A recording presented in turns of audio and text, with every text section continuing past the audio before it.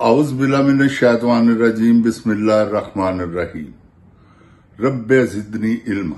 ऐ अल्लाह ताला मेरे इल्म में इजाफा फरमा और मुझे सच बोलने की तौफीक अता फरमा, सच बोलने की तौफीक दे। अस्सलाम वालेकुम जिन जान पाकिस्तान जी। ओए गोली क्यों चलाई यू?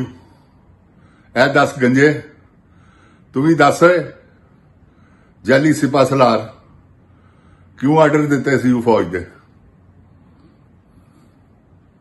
जिन जान पाकिस्तान जी जिहड़े कानून इस वेले पास कर रहे हैं जिहदा नाम आसफ मुनीर, हाफिज सैयद आसफ मुनीर, ना हाफिज ते ना सैयद, की डालियां वाले कानून पास करते ने कि जिन्हों मर्जी जाओ चुक लवो, कोई पुछ परतीत नहीं, 6 महीने तक अगले ने चुक के बंद करो ताकि अगों कोई ना लवे। जिन जान पाकिस्तान जी, ए पाकिस्तान नाल जिहड़ा जुल्म हो रहा है कि मोहसिन नकवी वजीर आजम पाकिस्तान, अल्लाह माफ करे परवरदिगार यार, कि असी जाहिल लोग हाँ, सानू समझ ही नहीं आ रही कि साडे नाल हो की रहा है और कर कौन रहा है। एक साइकोपैथ पागल आदमी, कोई दो राय नहीं। जिन जान जी पक्का पागल आदमी, साइको, जिसका नाम फील्ड मार्शल, जैली फील्ड मार्शल आसफ मुनीर। कदी इस तरह भी होया? जिन जान पाकिस्तान जी उजाड़ दिता इन्होंने पाकिस्तान, बर्बाद कर दिता है ते अगों करी टुरी जा। लानत है तेरी जम्मण वाली ते। की कवा दस तेन अल्फाज नहीं कि तेन किस तरह का बुरा कवा। हुण पिछे गल्लां ही गईयां जड़ियां कढ़दियां शर्म आंदी। नहीं ते तेरे नाल दा बेगैरत आदमी पाकिस्तान दी हिस्टरी च की दुनिया हिस्टरी च नहीं पैदा होया। तेरे नाल दा जरनैल,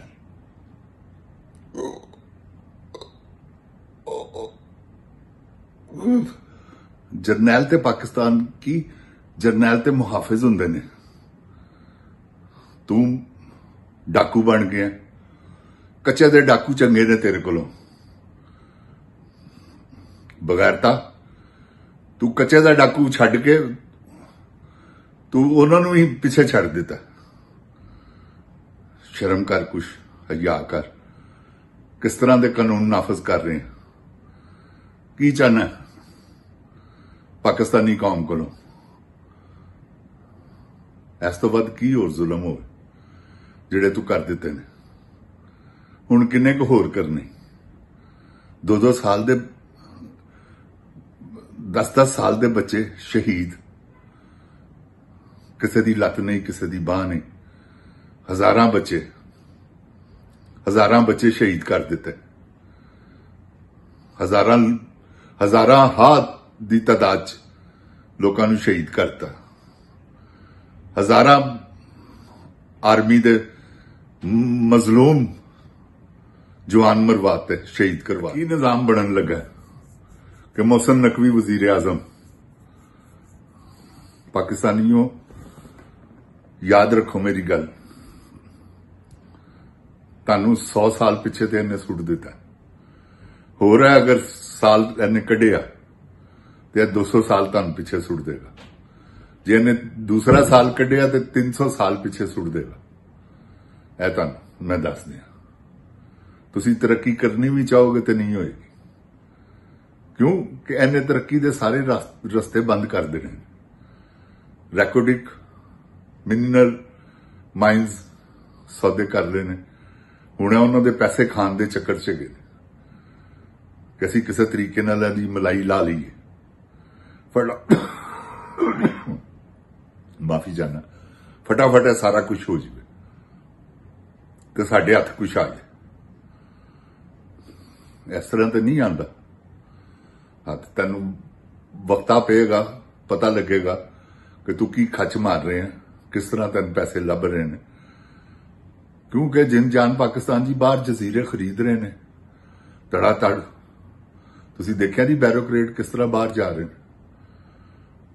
हुण तो ख्वाजा आसफ ने कहता, कोई झूठ वाली गल नहीं, कोई इल्जाम नहीं ला रही पीटीआई इन्हां दे उत्ते, है एक हकीकत है।